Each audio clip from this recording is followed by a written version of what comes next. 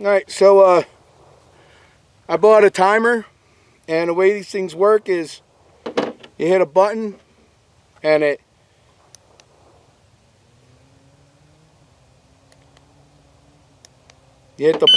randomly goes off. So you hit the button and it randomly gives this beep. So you don't know when the beep's going to come. And then you draw and you shoot.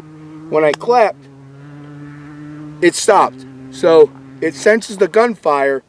So you wait for the beep, you draw, you shoot, and it will tell you how long it took you to draw your weapon and get that first round off. Or if you have multiple rounds, you'll actually time each round. So I'm going to try to practice my draw here.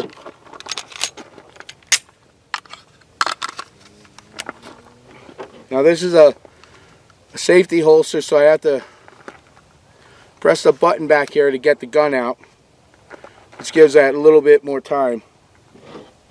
Let's go ahead and try for the first one. That was a little slow, I could tell. That was 146. Let's try it again.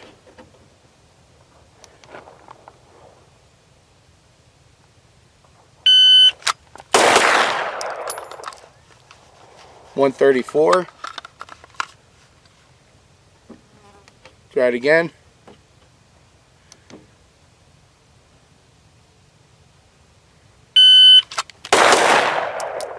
$120. So I started with 144, 133, then 120 or 130 something.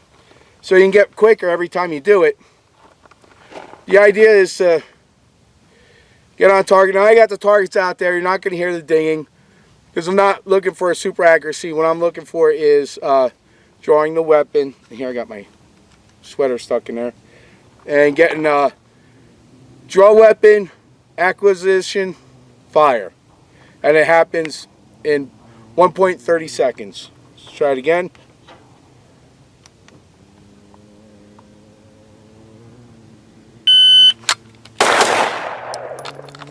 That was 138. My shirt keeps getting stuck in there. I'm a fat guy. I'm probably going to do a video about fat guys and carrying.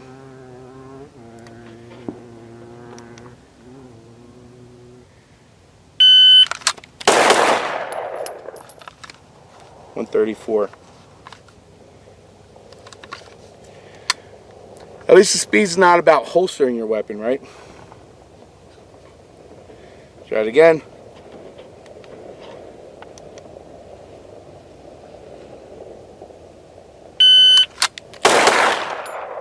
$131, and we're out. So if you really want to practice, get a timer, and you know, it makes you think through the action, getting the gun out, acquiring a target, firing it, and gets that muscle memory going. Alright, so we're going to do another practice draw and mag change. And again, this is good to just keep on going through this, do it over and over and over again until you feel like it's smooth, right? I hardly ever feel like I'm smooth, which is why I practice it a lot. So I got 4 magazines in my pocket here. Let's go ahead and load the first one. Now, one of the things I try to keep in my brain, so I had that muscle memory, is the magazines with the bullet going forward, the lip's going to stick out. So if I'm going to load the magazine, my pinky's going to feel that lip on there, know I'm putting it in the right orientation. Now it doesn't always work that smooth, but that's what I'm trying to train my brain to do, right? Just do the timer.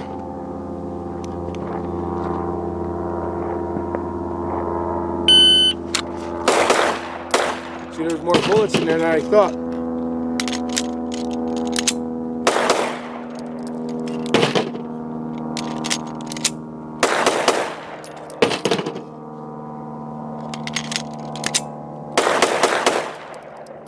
So that first one, I thought I only put like 2 or 3 bullets in there in each magazine.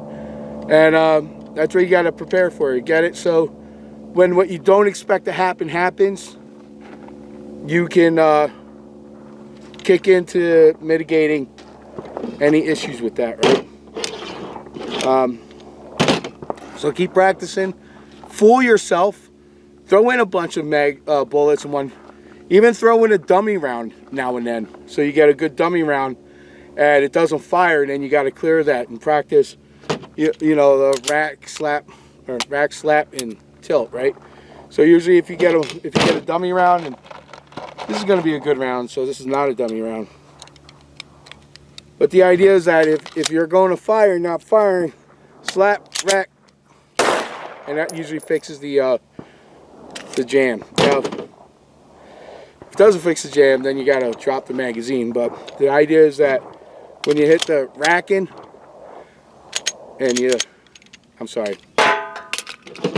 when you do the slapping, you make sure the magazine's in there. When you do the racking, make sure that it clears whatever. And if it doesn't, then you got to tilt.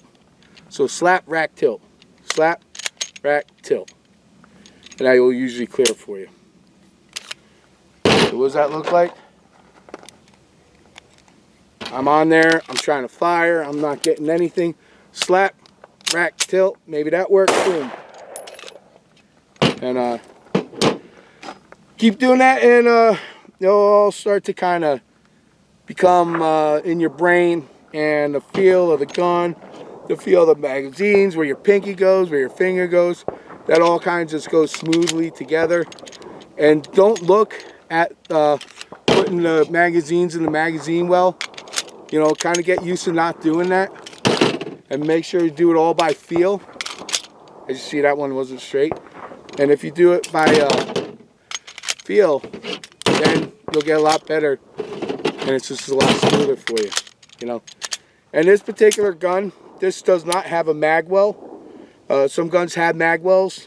Mag wells are good, I guess, for competition, but in the real world, I'd rather not have the mag well, so that I can get used to putting the mags in there the way you would in a regular straight street gun, you know. Anyway, I don't know, I think I went a little long on that.